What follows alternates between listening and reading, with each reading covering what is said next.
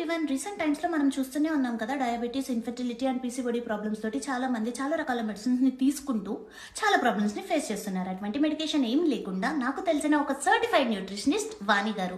తన insta handle వచ్చేసి the fit mom Vani. నేను కింద మెన్షన్ చేస్తున్నాను, once go check it out.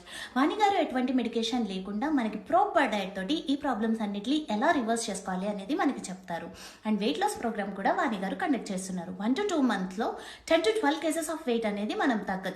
అందరికీ ఒకటే డైట్ ప్లాన్ అనేది ఇవ్వబడదు.